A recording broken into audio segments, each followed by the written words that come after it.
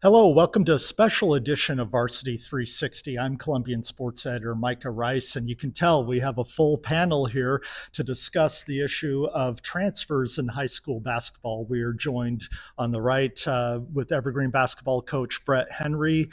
We have Skyview senior Dez Daniel, who played 3 years at Evergreen before moving to Skyview for his senior year. And we have Skyview coach Matt Gruhler, kind enough to all of you join us. So thank you very much. We're here to discuss an issue in transfers that I think has had a huge impact over the past season across the state of Washington. As you well know, the WIAA put in a rule during the off season that players could transfer one time during their high school career, provided they sit out 40% of the season. So we're here to learn from the coaches just how they kind of view that rule impacting high school basketball. We're here to hear from Dez about the decision that he made and kind of some of the factors he took into account. But if you're wondering that maybe the current coach and the former coach might get into a shouting match, I'm here to disappoint you because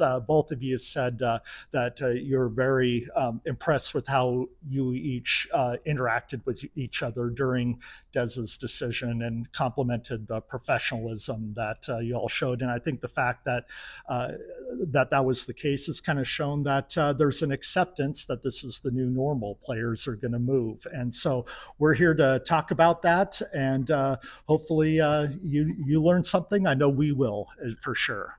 Des, we'll start with you. First of all, thanks again for coming in here. It's one thing to have coaches on our podcast, but it's another thing to have athletes, especially in a topic like this. So thank you so much for being here. Let's just start first of your decision to transfer to Skyview for your senior year after 3 tremendous years at Evergreen. What was the reason behind your why in that decision? I mean, yeah, it was a tough decision to make. I think for me, it was just about me like growing as a player. Uh, at Evergreen, I was kind of more in a scoring role. I had to score the ball more. At Skyview, I'm more of a point guard, trying to get my teammates involved. So just I feel like growing my game, I've kind of always been a scorer. Playmaking is something that I would say I lacked. So just going into a new role, new shoes where I can, yeah, help grow my game. And what was kind of the behind the scenes involvement with that decision making? It was with coaches, with friends, with family. Kind of take us the inside about that ultimate decision process. Oh yeah, definitely a lot of talks with my family. I had a lot of talks with coach. I think we talked like couple times about it. Meetings, just made sure not going behind anyone's back. I wanted everybody in the conversation. So yeah, lots of careful thought process, but definitely made sure everyone was included. How much thought went into maybe the risk versus the upside, the ultimate goal when you're factoring in this decision? Yeah, I mean, I had to know just like there's going to be downsides of transferring, there's going to be upsides of transferring. So I just had to focus on the positives, and yeah. And part of this process, you have to sit out 40% of your maximum games in the regular season if you don't move into the boundary. So you did sit the first 8 games of Skyview season. But as soon as you became eligible, you were red hot down at that holiday tournament in San Diego. Was there like an extra pressure or an extra incentive to really justify your reason for transferring? Did you feel that at all, or did you just really feel comfortable from the start? Yeah, I mean, I felt comfortable from the start. I was trying to be a leader the whole time I was out. I couldn't make an impact on the court, but I definitely could off. So try to be a leader off the court, learning the play, stuff like that. And so I think just mentally preparing myself like that helped me right when I came back to come out and make an impact. So, what were the conversations like among the coaches? What are those like when you hear not only in this case, Matt, that hey, one of the best players. We should say that Dez, you've had an amazing career. You're a two-time All-Region player. What's that like when a kid approaches or parents approach and say, "Hey, we're interested in moving to your program"? Um, well, obviously, it's always great to have talent want to be a part of what we're building. His family reached out to our athletic department, kind of made sure all the transfer things were going in the right direction. So once the transfer process was going, then once because I've heard many rumors at times that so and so is going to some school or whatever the case might be, and so anytime that happens, I kind of I'll leave it when I see it type of a situation. So once I've heard the transfer process was done and he had done everything he needed to do through our athletic department, then it was kind of like, okay, he's really coming. And then the first person I kind of reached out to was Coach Henry, just to say like, okay, this is what I'm hearing, just so that you're aware. He was already aware. We kind of already kind of talked about it because there was some rumors going. And then I was like, well, tell me a little bit more about him. And he had nothing but high praise to talk about with Dez, and I see why after being around him for about 6 months or so. So it was really then kind of getting to know Dez and seeing how he was going to fit in. And that part you don't really know until you get him on the court and see what's going on. But we've been really pleasantly surprised in how well he's fitted. And Coach Henry, on the flip side of that, like what's I imagine every coach probably in the area is going to have to deal with that some time when you have a player and that player expresses a desire to move. What are those conversations like? Honestly, I just addressed it head on. Yeah. There was kind of some rumblings, and also we were struggling in the middle of last season. And so I sat Dez down. We were at our lowest point as a team, and just said, "Hey, man, like, what if we just put all that noise aside and just focus on this? Like, don't worry about Skyview or some other school. What if we just focus on Evergreen, and then let it all play out, and let's meet after and talk?" And so I think that opened the door just to kind of relieve some pressure for the rest of the season, and then throughout that process after the season, we'd have some conversations, and I just gave him space to figure it out for himself. I think the one thing I've gleaned from talking to you both is that one common theme is that you both wanted what was best for Dez. Yeah. Is that how did you go about how much of moves, not just in Dez's case, but do you get a sense that a lot of it is driven by the kids, or how much is driven by the parents? I think kids recruit kids. Yeah. Mostly. I think you're probably going to have a small group of parents that are frustrated that think that their kids should be getting more time and more opportunity. In this case, you couldn't make that argument. This kid had the ball in his hands the moment he was in his first game as a freshman, right? So in that case, I don't think that was a factor, but I would say it's really about kids, right? They want to play with their buddy.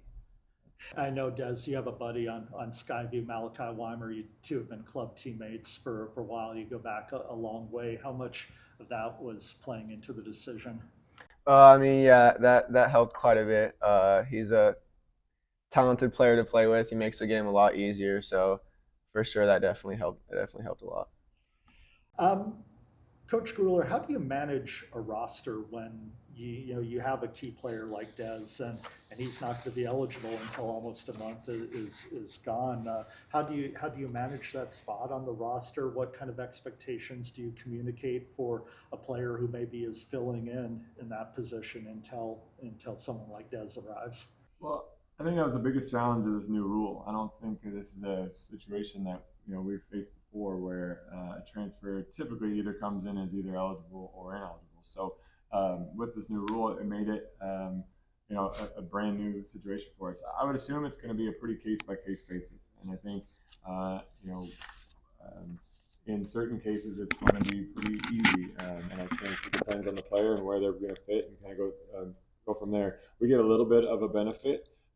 Is that once school was over, Dez was able to come over and kind of participate when we had going on in our summer season. So he was able to kind of meet the guys. He was around. We couldn't play, so he started to get to know the guys. But once he started kind of playing with the guys, it made it so that everybody could kind of see what he brought to the table. And then it's just like any other conversation you have about playing time with players, and just trying to be as transparent as possible, and hoping to be highly communicative with everybody's role so they can fit right in and everybody understands what's going on. I think Dez's play speaks for himself, and I think the guys were really excited to finally get him eligible and get him playing with us. And so we're at a spot where our teams right now really focus on the team goals, and so I think they're all excited to have somebody that's going to help them reach those team goals.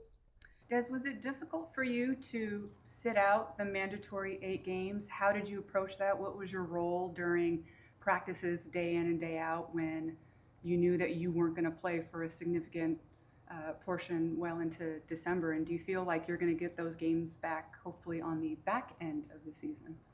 Oh yeah, I mean it was definitely tough, but like I said earlier, I just tried to be a leader, tried to yeah, help my teammates in the way I could. Obviously, I couldn't go out and make an impact on the court, but if I could be in my point guard's ear, helping them on like passes to make and plays to make like that, then I knew I could help the team. And yes, I hope we can make those games up on the back end this season for sure. As a fellow teenager, and it feels like regardless of where kids go to school, you all know each other in some ways. How much do you hear other chatter, other talk from other kids around Southwest Washington, especially with this new rule in place now?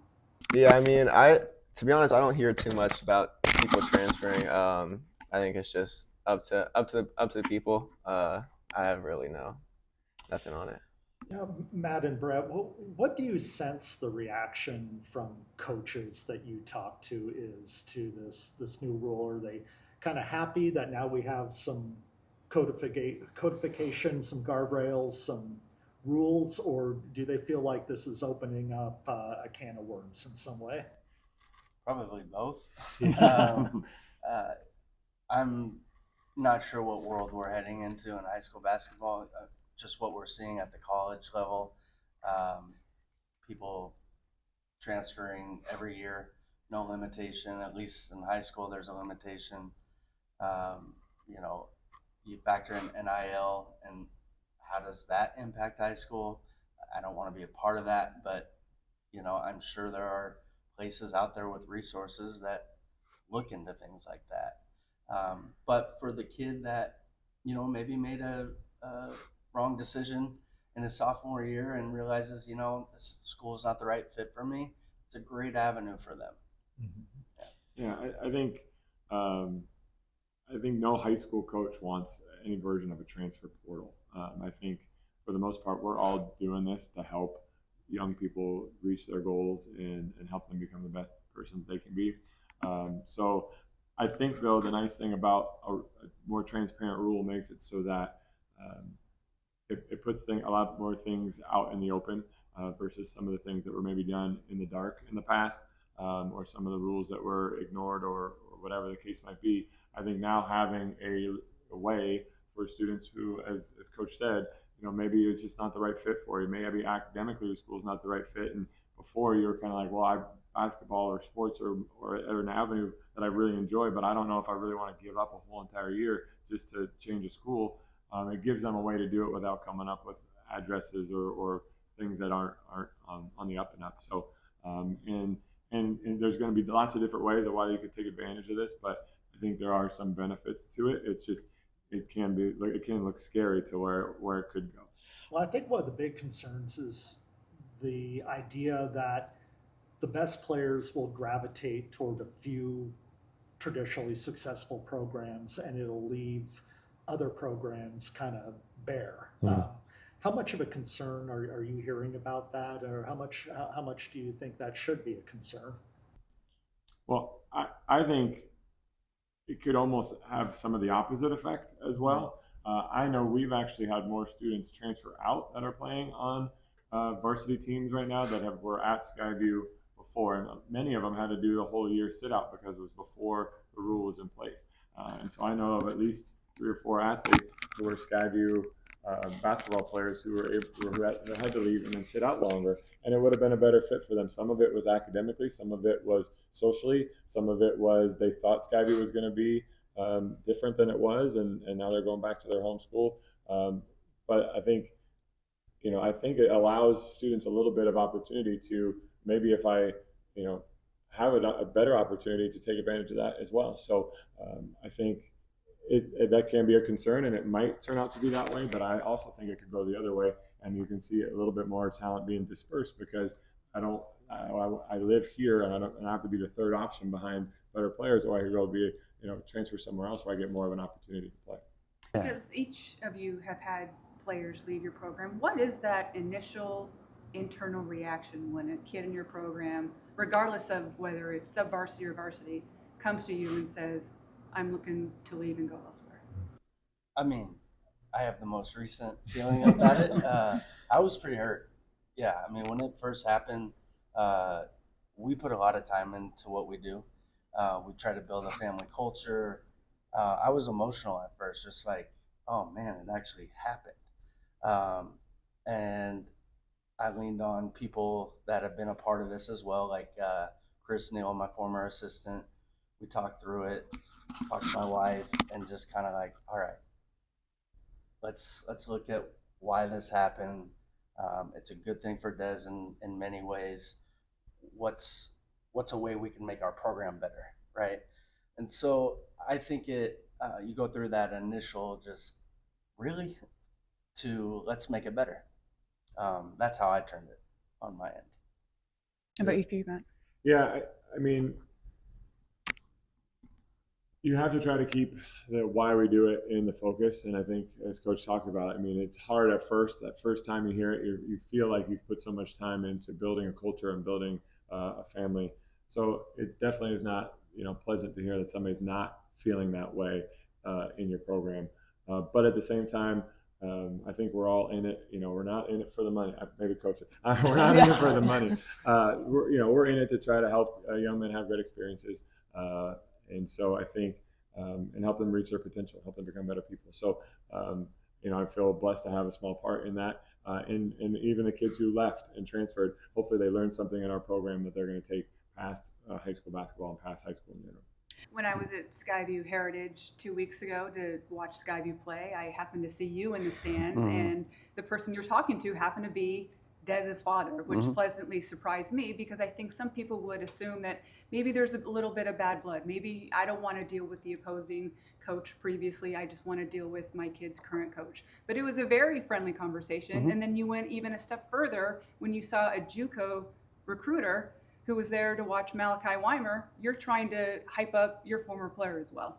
Yeah, I went back into my old role. But no, Mike, his father, came and said hi to me. And it was great.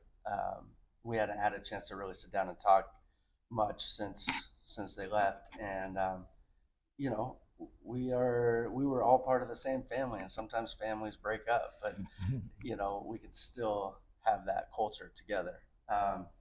But I did find myself, someone recognized me that was there watching and pulled me over and wanted a whole report on Malachi, and I was like, yeah, but what about number 3? So I gave Malachi a good report, and then really just spent the whole time trying to gas you up. Appreciate it. Dez, could you speak to kind of how you're feeling now at this point of the season, now that you've got some games under your belt with this new unit? What's the potential that you guys feel you have this year as a team?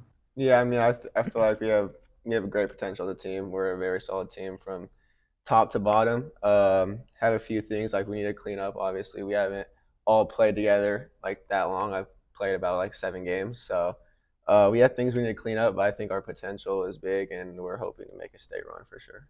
Where do you think this goes? What does high school basketball look like in 5-10 years now with these new transfers and potentially NIL in some cases? Where do you think? What do you think the best case scenario is, and what do you think could possibly be a worst case scenario? It's a good question. It's hard to tell. I mean, things had already started shifting before this rule was in place. I saw a big shift when prep schools in this area started becoming a bigger thing, and I know we lost some players in this area in their senior year to prep school. So there's always changes, and I think it's kind of hard to tell. I think with this rule, I'm really curious. I mean, it took a lot of sacrifice by Dez to sit out for 40%. I mean, 40% is a pretty significant chunk, especially when you're talking about it's your senior season. I know that that's a big part of Dez's thought process was, that's a lot. And but he was willing to do that, and I don't know how many people are willing to do that. And so I think it may hinder people from doing that. Again, if you move, you don't have to do the sitting out. I think a lot of students, whether that's some sort of family situation or whatever, a lot of transfers happen for a lot of really legit reasons. It's not about just I'm going to be on a better team or be on a team with more opportunities. So I think there's a lot of ways that it could go.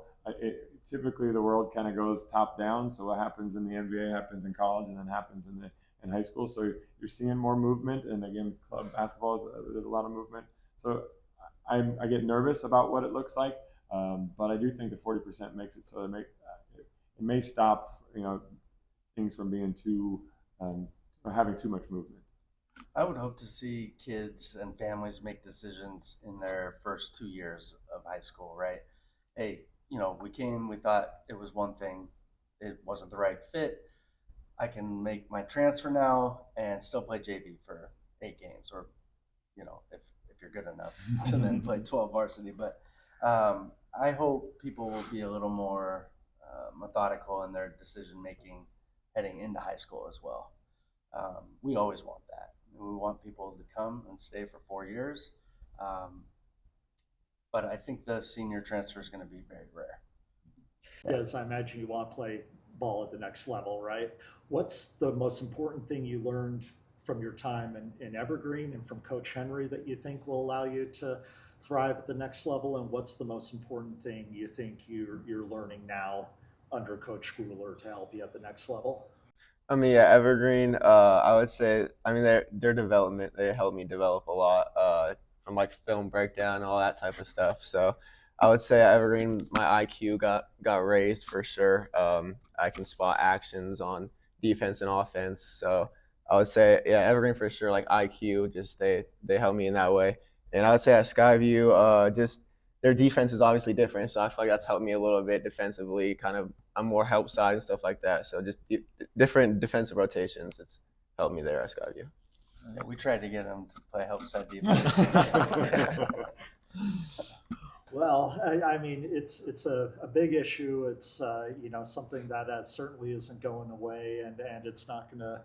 Dez isn't gonna be the last high-profile player over the years that I think we're going to see moving around. So just thank you to all of you to helping us kind of learn, helping us kind of get a pulse for what the conversations going on among high school basketball players are. And Dez, I assume you still keep touch with a lot of people at Evergreen, right? For sure, yeah. So you're probably rooting on them here in the three St. Helens League. All right. Well, anything else in closing? That was a great conversation. Yeah, thanks for having us. me. Thank you for having me. Yeah, thank you very much, and of course, best of luck throughout we're heading into the home stretch of the league season. We hope there's a postseason run in store for both of your programs, and but just thank you so much for taking some time to talk about this issue.